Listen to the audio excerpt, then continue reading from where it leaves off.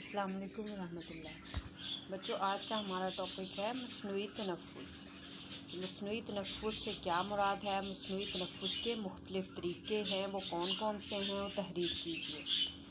तो सबसे पहले हम इसकी डेफिनेशन पढ़ते हैं कि मस्नूई तनफ़्फ़ुस से क्या मुराद है। मस्नूई तनफ़्फ़ुस से मुराद ऐसा अमल जो किसी मुतासरा फ़र्द का सांस जारी करने के लिए इख्तियार किया जाए जब इंसान आम तरीके से सांस ना ले सके और इसे ज़िंदा रखने के लिए किसी तरीके से सांस दिया जाए तो इसे मस्नूई तनफ़्फ़ुस कहते हैं। यानी फ़ितरी तरीके के बदले मस्नूई अंदाज़ अपनाया जाए। अगर सांस लेने से तकलीफ़, रुकावट या किसी दबाव के बायस सांस ना लिया जाए या सांस आने जाने में दिक्कत पेश आए तो इस कैफियत को दम घुटना कहते हैं। दम घुटने की बहुत सी वजूहात हो सकती हैं, मसलन पानी में डूबने से, मिट्टी या मलबे में दब जाने से, सांस की नाली में रुकावट की वजह से, लोगों के हजूम में फंस जाने से, जहरीली गैस के असर से, आग के धुएं से, इसके अलावा नशा आवर अशिया के इस्तेमाल से या फिर मिर्गी या फालिज की वजह से, तैराकी की वजह से और हादसात की वजह से अगर ये कैफियत चंद मिनटों से ज़्यादा जारी रहे तो ज़िंदगी को ख़तरा लाहक हो जाता है। अब मस्नूई तनफ़्फ़ुस की डेफिनेशन क्या हुई कि मस्नूई तनफ़्फ़ुस से मुराद ऐसा अमल जो किसी मुतासरा फ़र्द का सांस जारी करने के लिए इख्तियार किया जाए मस्नूई तनफ़्फ़ुस कहलाता है। अब हम पढ़ते हैं मस्नूई तनफ़्फ़ुस के तरीक़े या उसकी इक़साम। मस्नूई तनफ़्फ़ुस की 4 इक़साम या 4 तरीक़े हैं। सबसे पहले हम पढ़ेंगे मुंह से मुंह लगाकर मस्नूई तनफ़्फ़ुस का तरीक़ा। ये तरीक़ा मौसर है। मुतासरा फ़र्द को सीधा लिटा दें। इसके मुंह से उल्टी वगैरह अगर कोई है या कोई दांत उसके हादसे की वजह से टूट गए हैं तो पहले उसका मुंह अंदर से अच्छी तरह साफ़ कर लें और हल्क भी अच्छी तरह से उसका साफ़ कर लिया जाए। उसके बाद क्या करना चाहिए कि एक हाथ से गर्दन को नीचे की तरफ से सहारा दें और दूसरे हाथ को पेशानी पर रखते हुए जहाँ तक मुमकिन हो सर को पीछे की जानिब झुकाएं ताकि चिन को ऊपर करें। चिन या थोड़ी को ऊपर उठाएं और जो सर पे हाथ रखा हुआ है, माथे पे हाथ रखा हुआ है, पेशानी पे, उसको पीछे की जानिब झुकाएं ताकि चिन जो है वो ऊपर उठ जाए। इससे क्या होगा कि ज़ुबान जो है वो ऊपर उठ जाती है। जो हवा की नाली है जिससे सांस लिया जाता है, ऑक्सीजन अंदर जाती है, उसमें कोई भी चीज़ रुकावट नहीं बनती। बाज़ औक़ात सिर्फ़ इस तरह से ही मुतासरा फ़र्द का सांस बहाल हो जाता है। लेकिन अगर नहीं होता तो फिर क्या करना चाहिए? एक हाथ से नाक के जो दोनों नथने हैं उनको बंद कर दें और लंबा सांस लें। आप ख़ुद लंबा सांस लें। जो मुतासरा शख्स का सांस बहाल कर रहा है उसको चाहिए कि वो लंबा सांस ले और अपना मुंह मुतासरा फ़र्द के मुंह के ऊपर रखे और ज़ोर से लंबे सांस के ज़रिए मुतासरा फ़र्द के फेफड़ों में हवा दाखिल करें। जैसे ही मुतासरा फ़र्द के फेफड़ों में हवा दाखिल होगी, इसकी छाती ऊपर उठेगी और क्या होगा कि उसका सांस बहाल हो जाएगा। वो सांस लेना वो शख्स शुरू हो जाएगा। इसके लिए कुछ ज़रूरी एहतियाती तदाबीर भी हैं। वो क्या हैं कि दर्ज झेल सूरतों में मुंह से मुंह लगाकर मस्नूई तनफ़्फ़ुस का तरीक़ा इख्तियार नहीं किया जा सकता। वो क्या हैं? अगर मुतासरा फ़र्द का जबड़ा टूट गया है या फिर चेहरे पर शदीद चोटें आई हैं। अगर मुतासरा फ़र्द किसी ऐसी जगह फंस जाए कि उसका चेहरा ज़मीन की जानिब हो, ज़ाहिर है वो उल्टा है, फंसा हुआ है और उसका चेहरा ज़मीन की जानिब है, तो इस सूरत में फिर मुंह से मुंह लगाकर सांस नहीं दिलाया जा सकता। अगर मुतासरा फ़र्द का चेहरा जला हुआ हो या फिर ऐसे जहर से वो शख्स मुतासिर हो कि मुंह से मुंह मिलाकर सांस देने से सांस दिलाने वाला शख्स भी मुतासिर हो जाए तो फिर उसको मुंह से मुंह लगाकर सांस देने का तरीक़ा नहीं इख्तियार करना चाहिए। नंबर 2 पे है सिल्वेस्टर का तरीक़ा।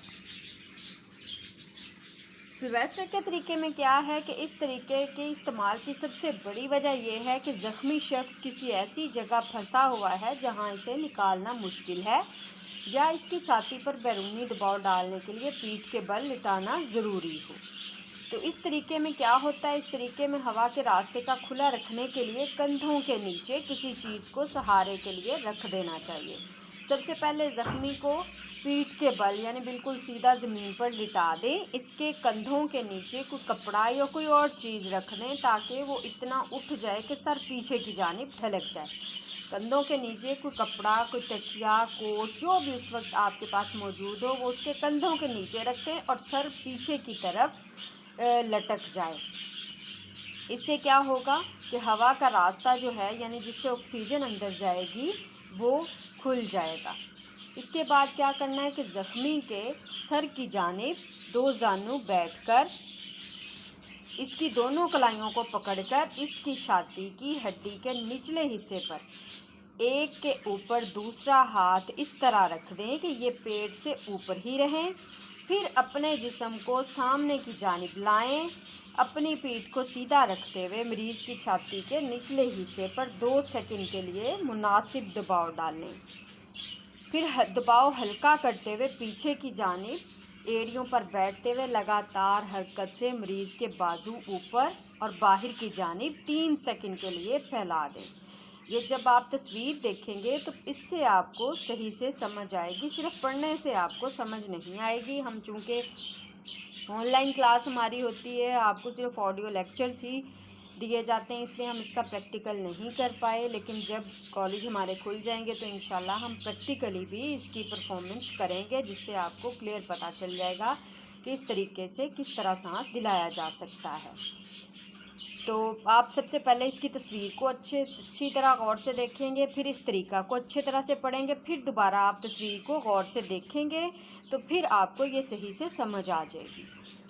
تو کیا کرتے ہیں کہ 3 سیکنڈ کے لیے اس کے باہر کی جانب اس کے بازو کو پھیلا دیں اور پھر اس مشق کو بار بار کریں اور 1 منٹ میں 12 دفعہ کریں۔ 1 منٹ میں تقریباً 12 دفعہ اس کو کرنا چاہیے۔ یہ عمل بار بار کرنے کے بعد دل کی دھڑکن کی جانچ کریں اور اس عمل کو اس وقت تک جاری رکھیں جب تک کہ اس کا سانس معمول کے مطابق جاری نہیں ہو جاتا۔ اگر پھر بھی مثبت نتائج حاصل نہ ہوں تو بھی 15 دفعہ چھاتی پر دباؤ ڈالیں اور 2 دفعہ سلویسٹر کے طریقہ سانس دینے کے عمل کو دہراتے جائیں، اور جب مریض مکمل معمول کے مطابق سانس لینا شروع کر دے تو صحت یابی کے لیے آرام دہ حالت میں لٹا دیں۔ نمبر 3 پہ ہے شیفر کا طریقہ۔ شیفر کے طریقے میں کیا ہوتا ہے؟ شیفر کا جو طریقہ ہے، اس طریقے میں مریض کو اوندھے منہ یعنی الٹا لٹایا جاتا ہے اور اس کے بازو سامنے کی جانب پھیلا دیے جاتے ہیں۔ اب اس کی تصویر میں آپ دیکھیں کہ جو مریض ہے وہ لیٹا ہوا ہے زمین پر، اس کے بازو اوپر کی جانب سر کی جانب پھیلائے ہوئے ہیں۔ مریض کا سر جو ہے وہ ایک طرف کر دیا جاتا ہے تاکہ منہ اور ناک زمین سے دور رہیں۔ مریض کے کپڑے ڈھیلے کر دیے جاتے ہیں تاکہ سانس لینے کا راستہ کھلا رہے اور ہوا آسانی سے اندر آ جا سکے۔ اس میں کیا ہوتا ہے کہ سانس کا عمل شروع کرنے کے لیے امداد دینے والا جو شخص ہے، جو طبی امداد یا مصنوعی تنفس دینے والا جو شخص ہے، اپنا رخ مریض کے سر کی جانب منہ کر کے اس کے ایک پہلو کی جانب اپنے دونوں گھٹنے ٹیک کر پنجوں کے بل بیٹھ جائے گا اور اپنے ہاتھ جو ہے وہ پسلیوں اور کولہوں کے درمیانی جگہ پر اس طرح رکھے کہ انگوٹھے ریڑھ کی ہڈی کے قریب اور متوازی رہیں، انگلیاں قدرے کھلی بھی ہوں اور اس کے سرے شانوں کی طرف ہوں۔ اپنے بازوں کو سیدھا رکھتے ہوئے اور جسم کو آگے لا کر بوجھ ہاتھوں پر ڈالیں۔ اس عمل سے مریض کا پیٹ زمین کے ساتھ دب جائے گا اور پیٹ کے اندرونی اعضاء پر جو ڈایافرام ہے وہ ڈایافرام کو اوپر کی جانب دھکیل دیں گے، جس کی وجہ سے پھیپھڑوں سے ہوا خارج ہونے کے ساتھ ساتھ دل پر دباؤ بھی پڑے گا۔ اور یاد رہے کہ یہ دباؤ زیادہ ڈالنے کی ضرورت نہیں ہے، کیونکہ ایک بے ہوش انسان کے جو عضلات ہیں وہ ہوش مند شخص کے عضلات کی مانند مزاحمت نہیں کرتے۔ زیادہ دباؤ کی وجہ سے جگر کو نقصان پہنچ سکتا ہے یا کوئی پسلی ٹوٹ سکتی ہے۔ دباؤ صرف 2 سیکنڈ کے لیے ڈالا جائے اور اس عمل سے پھیپھڑوں میں سے ہوا خارج ہو جاتی ہے۔ پھر اپنے دونوں ہاتھوں کو ہٹائے بغیر اور پیچھے بیٹھتے ہوئے جسم کا بوجھ ہاتھوں پر ہلکا کیجیے اور یہ عمل 3 سیکنڈ تک جاری رکھیں۔ اس سے تازہ ہوا پھیپھڑوں میں داخل ہو جاتی ہے اور یہ سارا عمل 1 منٹ میں 12 سے 15 مرتبہ کیا جائے، اور سانس لینے کا یہ عمل اس وقت تک جاری رکھیں جب تک کہ سانس معمول کے مطابق بحال نہ ہو جائے۔ یہ ہمارا تیسرا طریقہ تھا۔ اب ہمارا चौथा तरीका है वो कौन सा है? होल्गर नेल्सन का तरीका। होल्गर नेल्सन का तरीका, ये तरीका जो है ये पसंद और अफादियत के लिहाज से दूसरे नंबर पर है। इसमें क्या होता है कि ज़ख्मी का सर पीछे की जानिब होता है, इसलिए सांस लेने का रास्ता हमेशा खुला ही रहता है। लेकिन इसमें मसला ये है कि मुंह नीचे की जानिब होने की वजह से मरीज़ की छाती पर बैरूनी दबाव डाला नहीं जाता और ना ही दिल की धड़कन या इससे पैदाशुदा दूसरी इलामात और असरात देखे जा सकते हैं। मरीज़ को सख्त जगह पर ऊंधे मुंह लिटा दें, एक हाथ के ऊपर दूसरा हाथ इस तरह रख लें कि सर इसके ऊपर रहे। सर जो है वो दोनों हाथों के ऊपर रहे और इसका एक साइड को मुंह जो है वो एक साइड को कर दें। सर को पीछे की जानिब मोड़िए और जबड़े को सामने की जानिब खींचिए ताकि हवा की नाली का रास्ता जो है वो खुल जाए। मरीज़ के सामने सर के नज़दीक एक घुटना रखते हुए इस तरह बैठ जाएं कि एक पाँव एक तरफ और दूसरा पाँव इसकी कोहनी के नज़दीक रहे। ये आप तस्वीर में देखें ताकि आपको क्लियर पता चल सके। इसमें आपको नज़र आ रहा होगा कि उसका एक घुटना जो है वो सर के पास और दूसरा जो है पाँव जो उसकी कोहनी के पास उसने रखा हुआ है, जो सांस दिला रहा है। मरीज़ के दोनों कंधों के दरमियान बैठकर रीढ़ की हड्डी के साथ दोनों जानिब हाथ इस तरह रखें कि कोहनियाँ सीधे रखते हुए अपने आप को इतना आगे लाएं कि बाजू बिल्कुल उमूदन हो जाएं।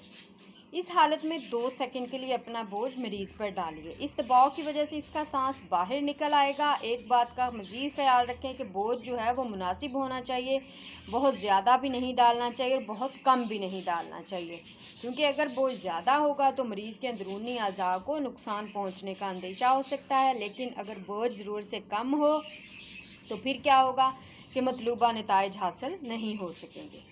मुनासिब बोझ वाला अमल 1 मिनट में 12 दफ़ा दोहराएं। ये अमल जो है जिसमें तनफ़ुस जारी होता है 5 सेकंड का अरसा इसके लिए चाहिए। ये अमल 4 दफ़ा दोहराने के बाद दिल की धड़कन की जांच करें। अगर मरीज़ फिर भी सांस जारी उसका नहीं हुआ तो इसे सीधा करके इसकी छाती पर मुनासिब बैरूनी दबाव डालें और इसके बाद सिल्वेस्टर का मसनूई सांस लेने का तरीका जो है वो अपनाएं। जो ही मरीज़ मामूल के मुताबिक सांस लेना शुरू कर दे तो फिर क्या करना चाहिए कि उसे आरामदेह हालत में लिटा दिया जाए। और फिर मज़ीद अगर कोई आपको महसूस हो कि मरीज़ जो है उसकी कंडीशन ठीक नहीं है तो फिर उसको फ़ौरन से उस जगह से ले जाने के इंतज़ामात करें। कहाँ पे? डॉक्टर के पास पहुंचाने के इंतज़ामात करें ताकि उसकी ज़िंदगी को बचाया जा सके। बच्चों, ये हमारा आज का लास्ट टॉपिक था। हमारा सिलेबस कंप्लीट हो गया है। हमारी गेम्स लेकिन 2 रह गई हैं, वो मैं आपको तब पढ़ाऊँगी जब इंशाल्लाह हमारे कॉलेजेस खुल जाएंगे। 15 तारीख से हमारे इंशाल्लाह कॉलेज खुल रहे हैं तो फिर उस वक्त हम वो गेम पढ़ेंगे। आपको भी पता है कि गेम्स जो हैं वो तब तक आपको समझ नहीं आती जब तक कि आप प्रैक्टिकली उसको परफॉर्मेंस उसकी करके देख नहीं लेते। प्रैक्टिकली उसमें आपकी पार्टिसिपेशन ज़रूरी है, इसलिए हम वो तब करेंगे जब हमारे कॉलेजेस खुल जाएंगे। तो अब मैं आपको चैप्टर वाइज पहले चैप्टर से आपके मैं टेस्ट स्टार्ट करूँगी और कल से इंशाल्लाह, कल से तो छुट्टी होगी मुहर्रम की, इसके बाद मंडे से इंशाल्लाह हम चैप्टर नंबर 1 से शॉर्ट क्वेश्चंस मैं आपको लिखवाऊंगी और आपने वो सॉल्व करके मुझे सेंड करने होंगे। तो इस तरह से आपकी अच्छी तैयारी हो जाएगी और टेस्ट भी हो जाएंगे और एग्ज़ाम्स की तैयारी भी अच्छी हो जाएगी। और आज इस हिसाब से आज हमारा सिलेबस कंप्लीट हो गया। अस्सलाम वालेकुम व रहमतुल्लाह।